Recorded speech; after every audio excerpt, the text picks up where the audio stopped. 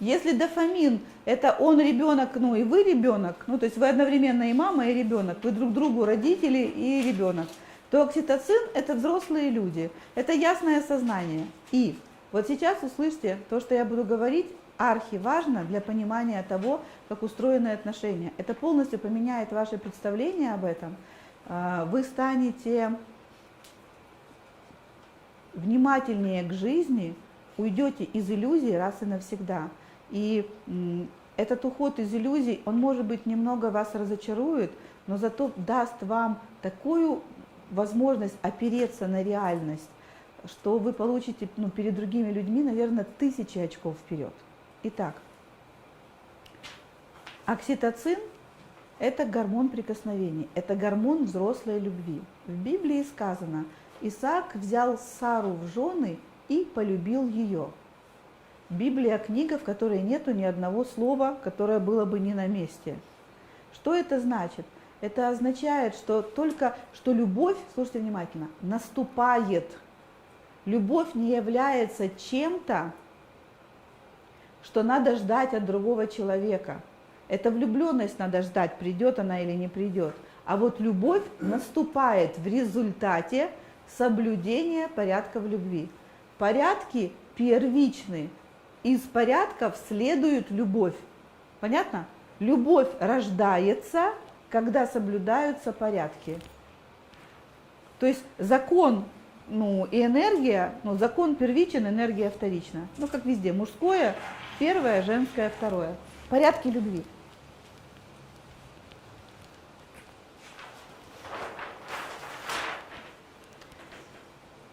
Первый порядок. Первый, второй, третий я буду называть по порядку, а там до 12-го я уже дойду, как Бог даст. Потому что вот на первых 3 все держится, а остальные, Хеллингер говорил так, что остальные, они не являются уже смыслообразующими. Первая пара держится на сексе.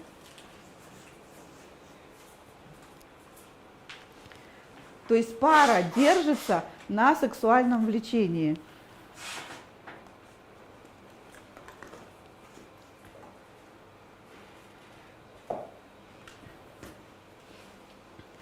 Есть сексуальное влечение, есть пара. Нету сексуального влечения, это друзья.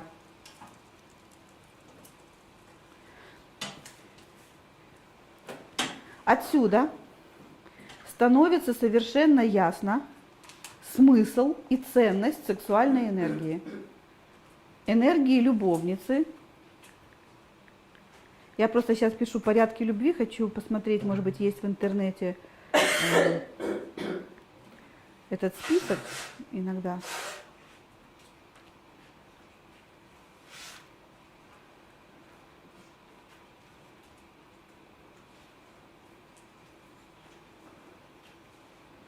Нет, книжка есть.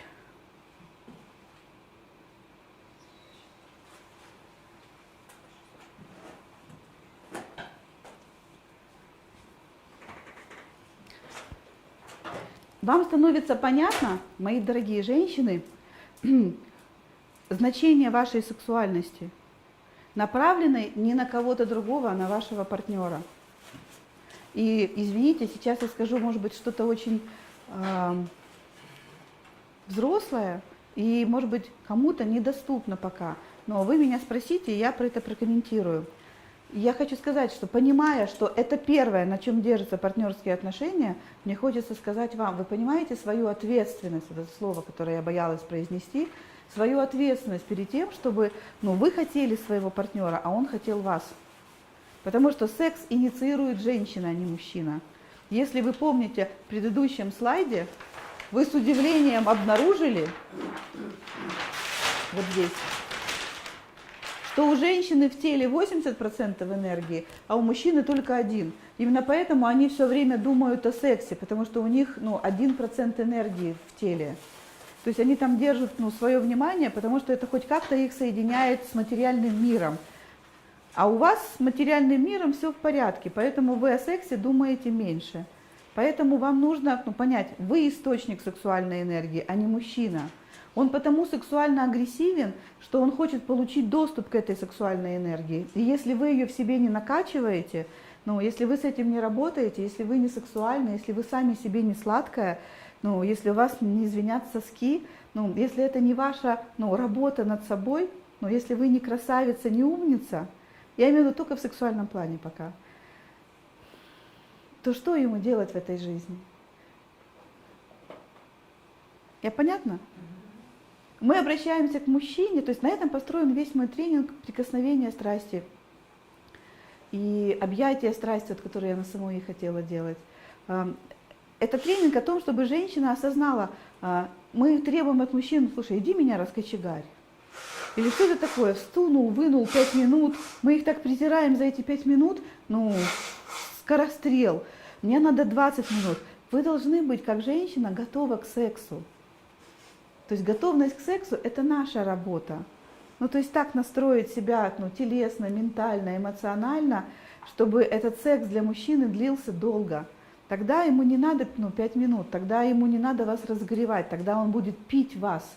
Ну, пить долго, потому что если вы себя разогрели, это что означает? Что у вас сексуальная энергия не только здесь, в вагине, а она, сексуальная энергия, уже растеклась по всему телу.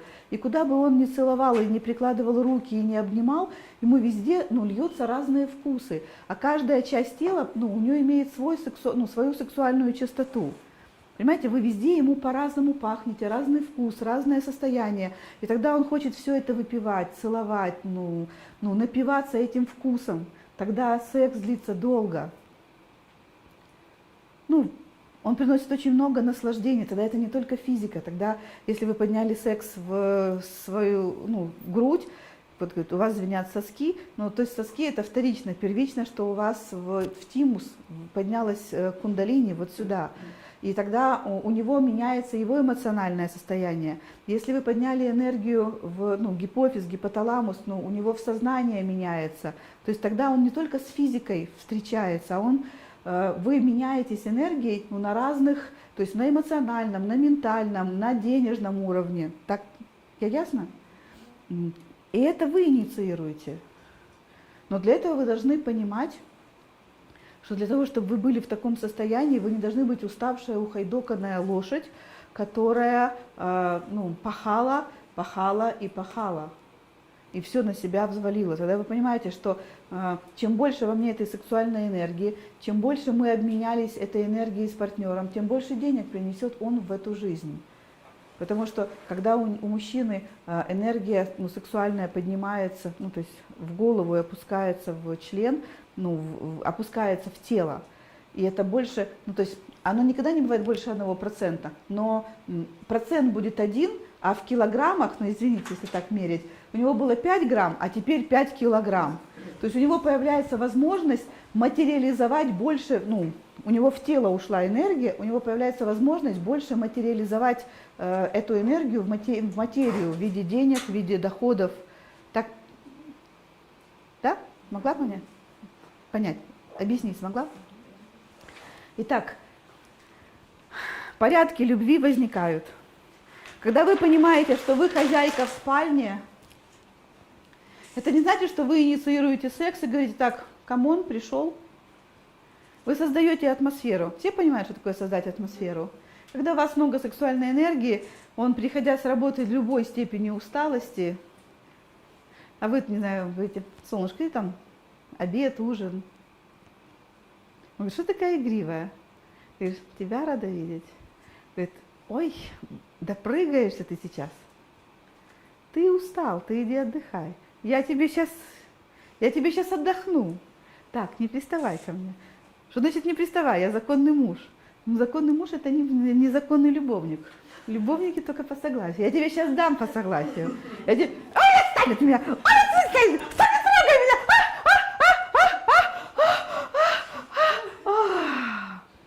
Кто это все инициировал? Он пришел, он не думал об этом.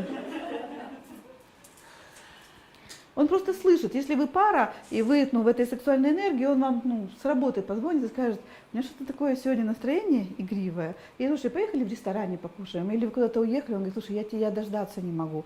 Когда у вас много сексуальной энергии, то это ваше левое полушарие меняется с правым. Вы, когда в паре, вы правое полушарие мозга, он левое полушарие мозга.